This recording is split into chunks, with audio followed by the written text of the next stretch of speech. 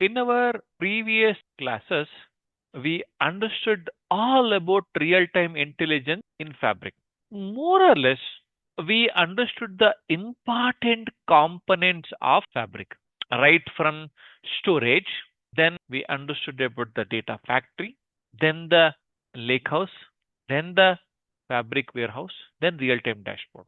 Now, more or less, whatever the Fabric data engineer needs to do, we already understood all of it. With that, if I ask you a question, Shabna, what do you think a Fabric data engineer is responsible? What and all he or she should do? Collect the data from the Mhm. different sources. Then after that, we have to understand how we store the data in our Fabric, depending on the project. So the sections. Then after that, have to process the data. Mhm. Then we have to analyze. Wonderful. Okay. So, in a way, whatever you are saying can be summarized in this. Fabric data engineer is responsible for designing, building, and maintaining the fabric items that store, process, and analyze the data. Can I say that, Shabna? Whatever Yes, sir. you are saying is can be summarized into these things, right? Mhm. Designing, building, and maintaining the fabric items. When I say fabric items, what am I referring to here? Malini, what am I referring to here? A lake house, Very good. data factory. Very good. Okay. So, fabric data engineer is responsible for all this. Now, the next question is, Malini, how do you design, analyze, and build and maintain the fabric items? How do you think?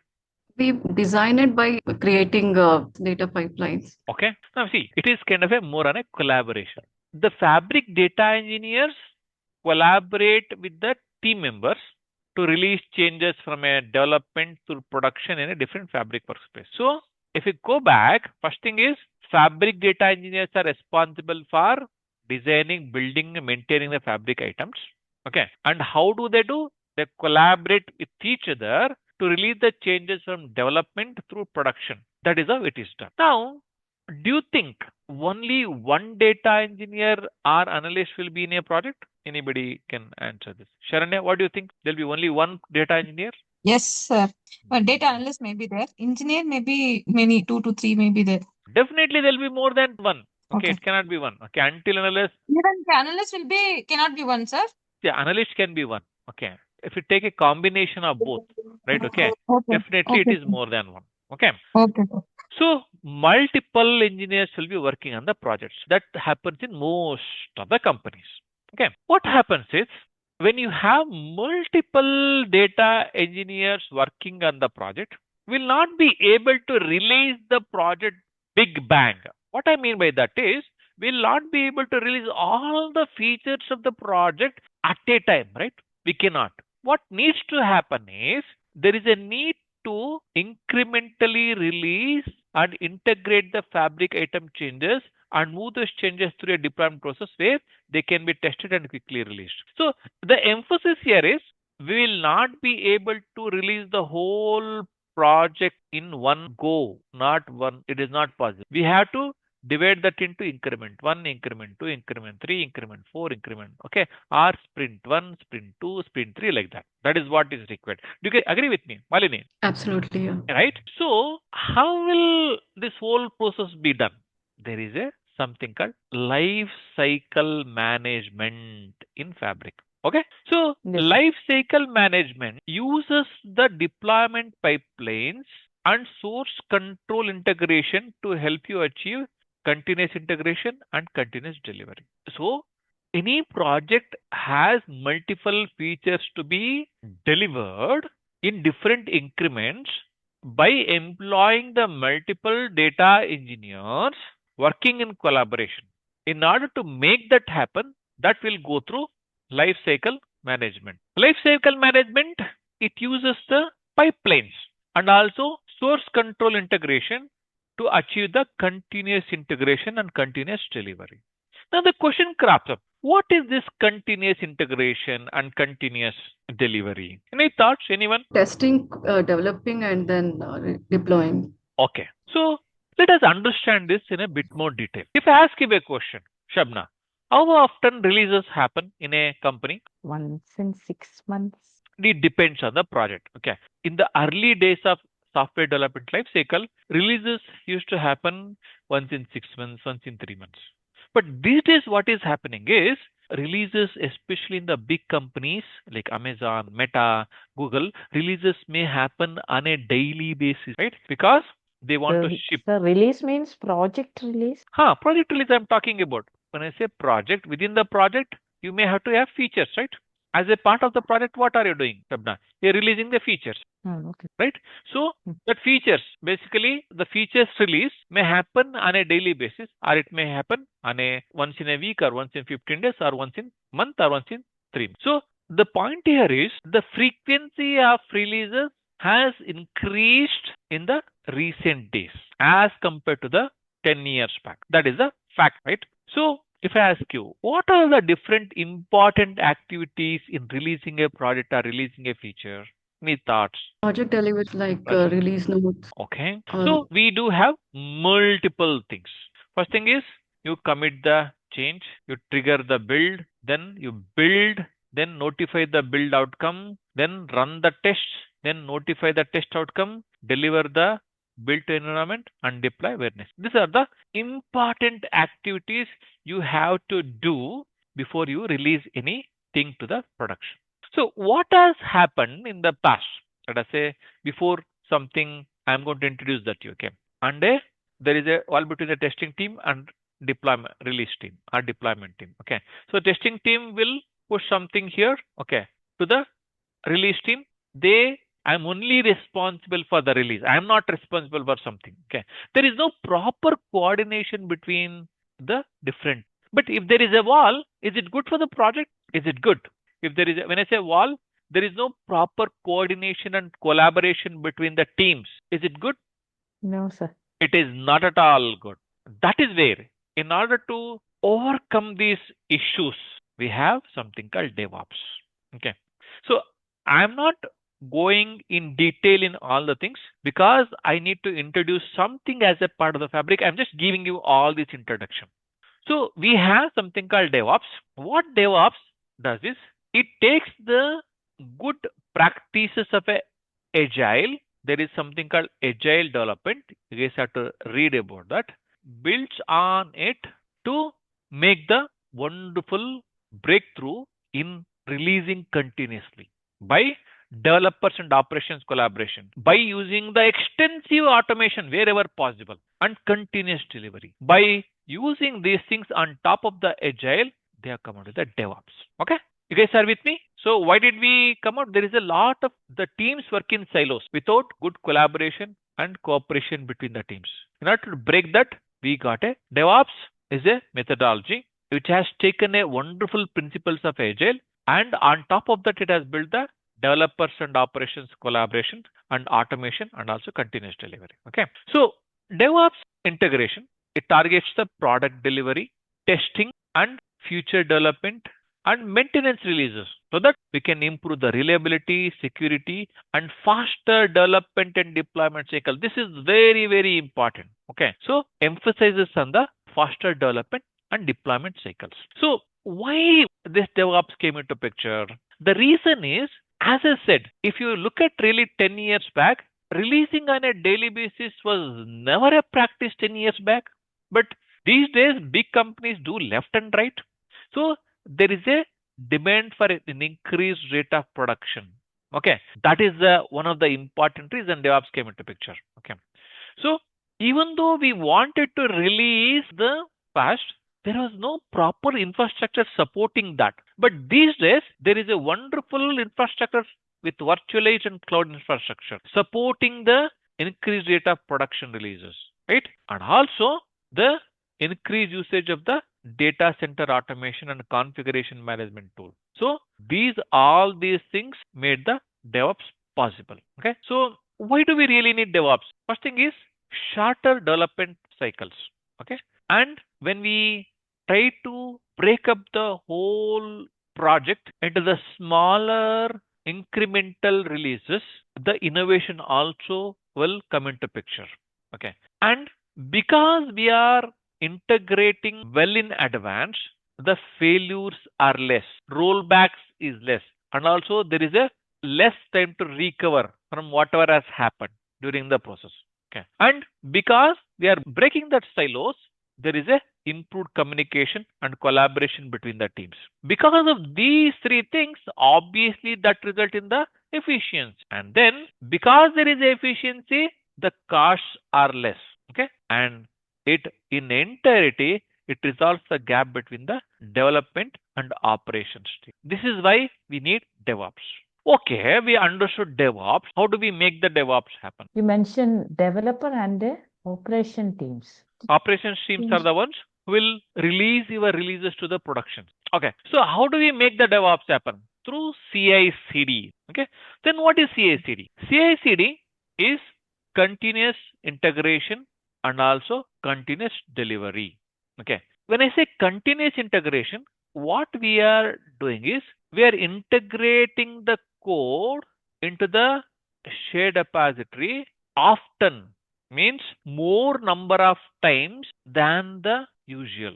Okay, we are integrating the code into a shared repository, and also we are building and testing each change automatically. That is where automation comes into picture. Okay, and this happens several times a day. That is continuous integration. Okay, and on the other hand, continuous delivery is so software can be released into the production at any time, often automatically pushing the changes to the staging system. Okay, so what happens is multiple developers are working in a system. Those developers are coding that need to be integrated, that need to be tested, that need to be pushed into the production. Okay, so that is made happen by continuous delivery. There is one more thing called continuous deployment. Continuous deployment is in a way automatically releasing the features to the production. Automatically, there is no human intervention. That is continuous deployment. Okay, DevOps is made happen through CI/CD, that is continuous integration and continuous delivery. You guys are with me? Any questions here? No, sir. Okay. Why do we need continuous integration? Continuous integration, what happens is, let us say if two developers are working, developer 1 and developer 2, when they merge the code more times and as early as possible, we'll be able to detect the defects or bugs early in the life cycle of a software development, right? And then whenever the issue is fresh, we'll fix it. Don't delay it. Because we are integrating on a daily basis, there is a reduction in the integration problems.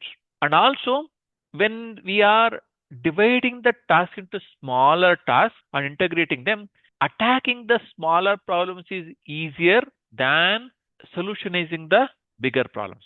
Okay, because we are fixing the problem then and there only, the problems won't compound.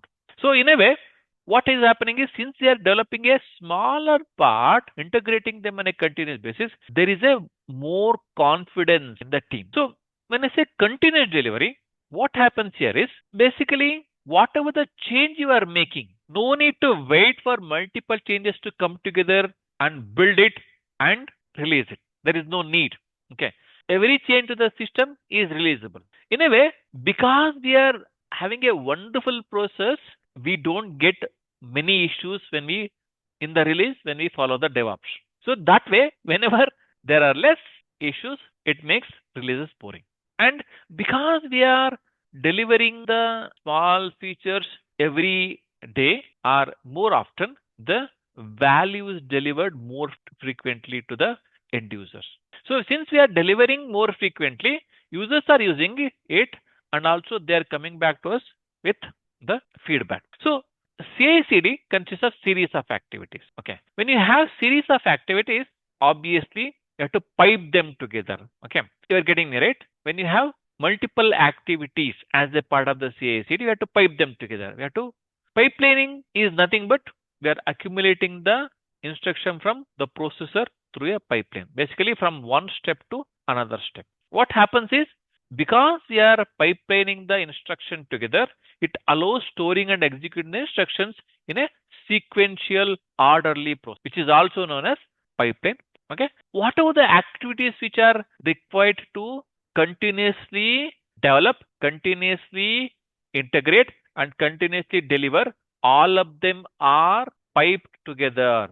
Things will happen one after another. It will be easy for automation. So, as I already indicated, pipeline for continuous development, continuous delivery, continuous deployment is divided into the different stages. These stages are connected with one another. Okay, having a pipeline structure.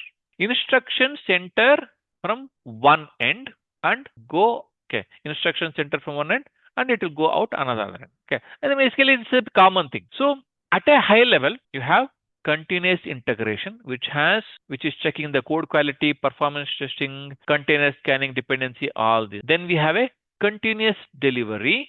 Okay, then we have a continuous deployment. So these three things work together as a part of the CID in DevOps.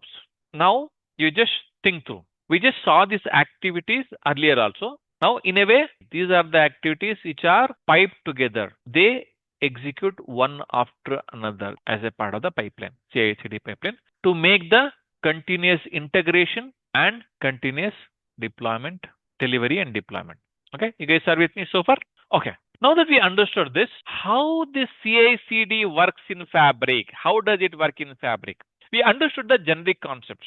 This wasn't there as a syllabus, but if I start this directly, what happens is you may feel out of place. That is the reason I just introduce you to the CI/CD. Now, how this CI/CD made possible in Fabric? Let us understand that. So, this CI/CD is made possible in Fabric through two important steps.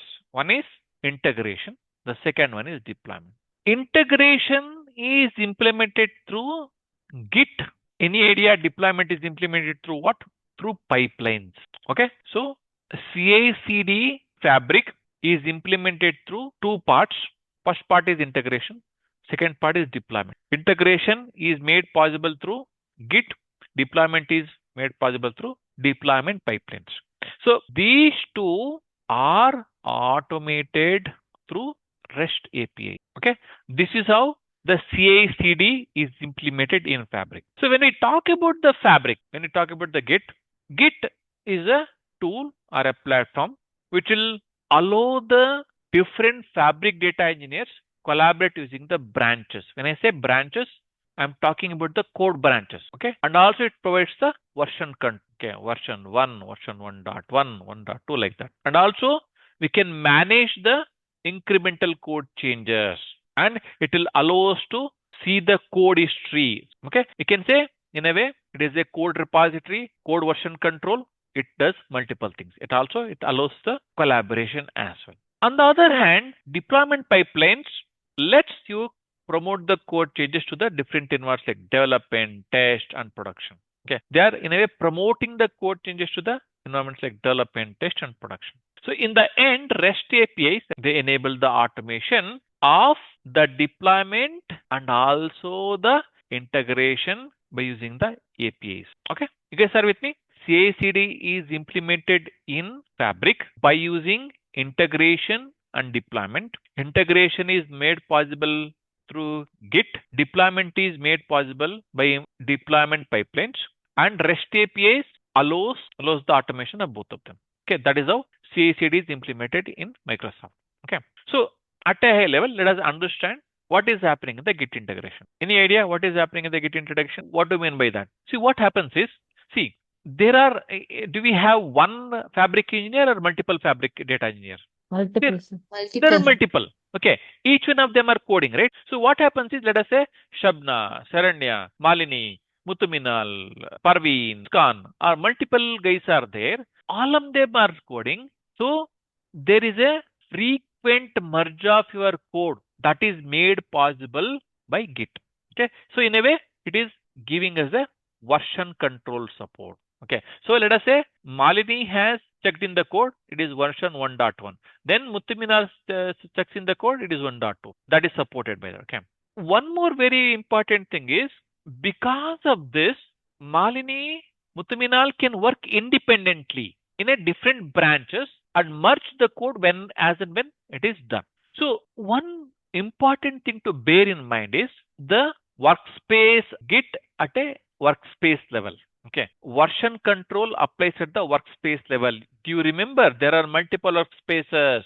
Version control happens at the workspace. That way, we are isolating one workspace with the another workspace. Okay. That is, you can see all these things as a part of the hands-on. Okay. At least overview of this as a part of the hands-on. I'm skipping the hands-on part. Then the next one is deployment pipelines. Okay. See, I'm discussing three important parts of CI/CD in Fabric. One is I gave you overview at the high level. Okay. Now the deployment pipelines. So when you say deployment pipelines, we already understood why are we building the pipelines? So that there is a continuous integration and continuous deployment. Okay. In a way, pipelines will help us to automate the movement of content through the development, test, and production stages of the content. See, what you have to remember is we are not talking about the business automation here. We are talking about the activities of development, test, and production stages automation. We are talking about that. Okay. Then, so we already know deployment pipelines help you to deploy your Fabric items. It can be data factory, it can be warehouse across the different environment like development, test, and production. So they let you develop and test content in the Fabric before it reaches the end users. Again, I'm not talking about the business automation. We are talking about the automation of the activities which will enable the business automation like development, testing, build, then deploy. We are talking about the automation of those activities. Okay. Okay. This will be taught. The last aspect is how do we automate the CI/CD using the Fabric APIs. So whatever the important stages which are involved in the continuous integration and continuous deployment, Fabric REST APIs will enable to automate the Fabric procedures and processes by improving the efficiency and productivity. The moment you automate something, you are improving the efficiency and productivity. Okay. When I say REST stands for representational state transfer. Okay, that is REST. That is, and also API is application programming interface. That is what REST API is. So REST APIs in Azure that are used to manage and interact with the various Azure service. And the last part of this is like by using the Fabric REST APIs, we'll be able to automate the repetitive processes with reliability and ensuring the smooth and consistent data process. And it will allow us to do the seamless integration. Okay, we can connect with the other systems and applications seamlessly, right? And the last part is we can also utilize the Fabric CI/CD REST APIs for the deployment of the pipelines and Git integration. That is what we are anyway talking about. Okay, wonderful. That's all I wanted to cover today. Like and subscribe and turn on notifications for future videos. Thank you.